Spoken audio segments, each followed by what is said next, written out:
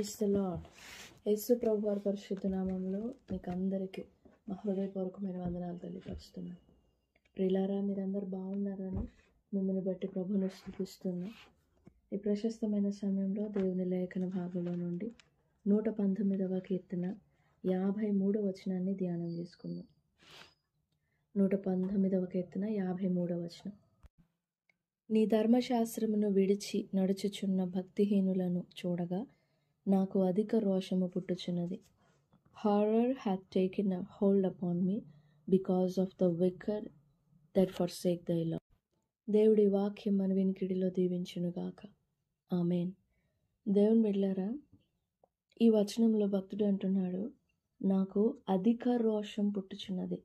This is not jealousy, that is jealousy, but this is jealous, zealous. అసూయకి రోషానికి చాలా వ్యత్యాసం ఉంటుంది. పరమగీతంలో 8వ అధ్యాయము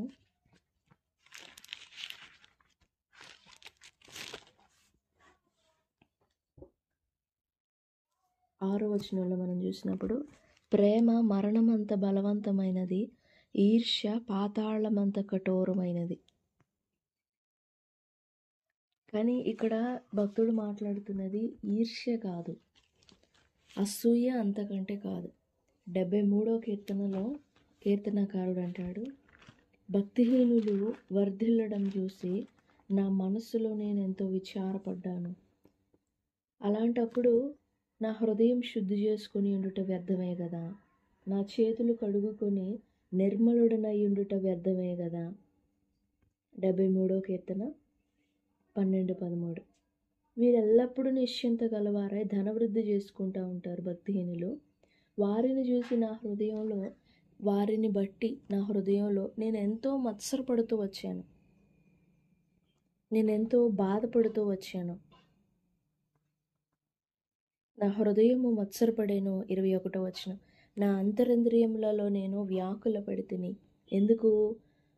భక్తిహీనుల యొక్క వృద్ధిని చూసి, భక్తిహీనుల యొక్క క్షేమాన్ని చూసి, భక్తిహీనుల యొక్క నిశ్చింత గల స్థితిని చూసి నేను అసూయపడ్డాను, నేను బాధపడ్డాను, నేను మత్సరపడ్డాను. కానీ 119వ కీర్తనలో భక్తుడు అంటున్న మాట ఏంటంటే, వారు నీ ధర్మశాస్త్రమును విడిచిపెట్టి బ్రతకడం ఏంటి, నీ మార్గములను విడిచి తిరగడం ఏంటి, వారు అలా తిరగడం చూసి నాకు చాలా రోషం వస్తుంది, నాకు చాలా బాధ కలుగుతుంది, నాకు చాలా వేదన కలుగుతుంది. వారు అలా తిరగకూడదు కదా, నీ ధర్మశాస్త్రమును విడిచిపెట్టకూడదు కదా. కానీ వారు ఎలా నడుస్తున్నారు అలాగా?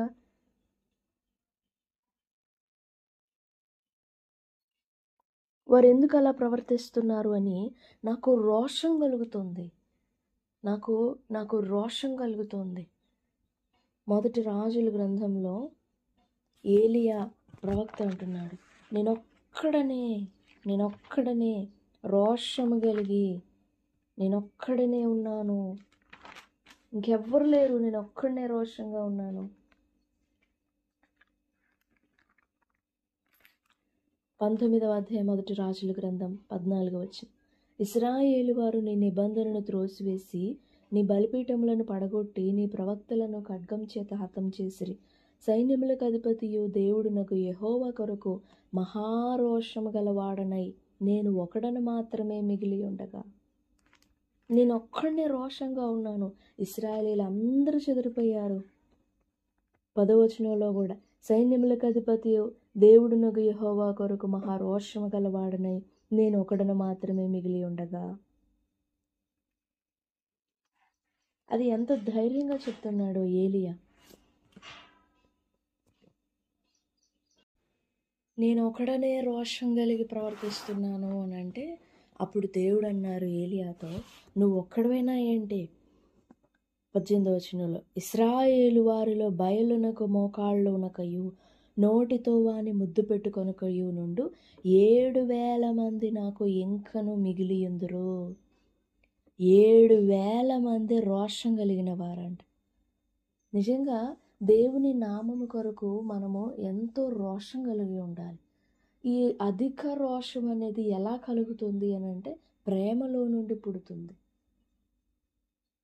ప్రేమలో నుండి పుట్టుతుంది. పరిశుద్ధమైన ప్రేమలో నుండి పుట్టుతుంది. 101వ కీర్తనలో దావీదు అంటాడు, నా ఇంట యథార్థ హృదయంతో నడుచుకుంటాను, ఏ దుష్కార్యం ఉంచుకొనను. 3 భక్తి మార్గము తొలగిన వారి క్రియలు నాకు అసహ్యము, అవి నాకు అంటనీయను. ఎందుకు? నా ఇంట నేను యథార్థంగా నడుచుకునేది ఎందుకు? నువ్వు నా యొద్దకు రావాలని, నేను నిన్ను చూడాలని, నీతో సమయం గడపాలని, నీతో సహవాసం చేయాలని. నీకు వ్యర్థత, నీకు అపవిత్రత అసహ్యం కదా, దుష్టత్వం నీకు అసహ్యం కదా. అలాంటప్పుడు ఆ దుష్టక్రియలు నేను ఎలా సహిస్తాను? అలాంటప్పుడు అలాంటి దుష్టక్రియలు నేను ఎలా ఓర్చుతాను? కాబట్టి అలాంటి దుష్టక్రియలు నా ఇంట ఉండనివ్వను. మూర్ఖచిత్తుడు నా యొద్ద నుండి తొలగిపోవలను, దౌష్యం నేను అనుసరించను. నా యొద్ద నివసించినట్లు దేశంలో నమ్మకస్తులైన వారిని నేను కనిపెడుతున్నాను. భక్తిహీనులందరినీ ప్రతి ఉదయమున నేను ఉండనివ్వను.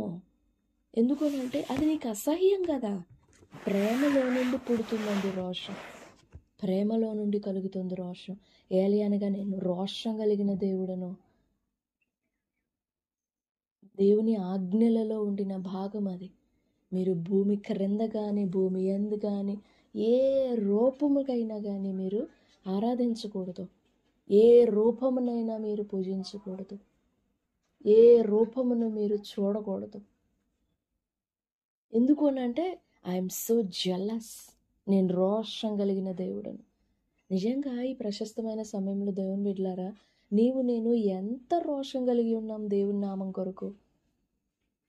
ఆనాడు బబులోను దేశంలో బానిసలుగా ఉండిన దానియేలు, షద్రకు, మేషకు, అబేద్నెగోలు రోషం కలిగి ఆ దేశపు ఆహారము భుజింపకుండా, అపవిత్రమైనది ముట్టకుండా ఎంత రోషంగా నిలబడ్డారో.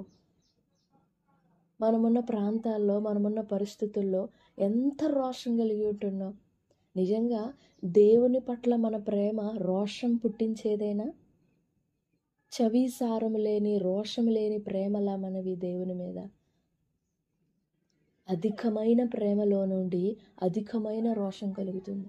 ఎంత రోషంతో దిగొచ్చారో తెలుసా యేసుప్రభు ఈ భూమి మీదకి? నేను ప్రేమించి నేను ప్రాణం పెట్టిన నా బిడ్డలు అపవాది చేతిలో ఉండడం ఏంటి, అపవాది మోసగించడం ఏంటి, దాని ఏలుబడిలో ఉంచుకోవడం ఏంటి అని ఎంత రోషంతో వచ్చాడు ఆయన ఈ భూమి మీదకి. నిజంగా నేను కూడా ఎంతో రోషంతో ప్రవర్తించవలసిన వారం.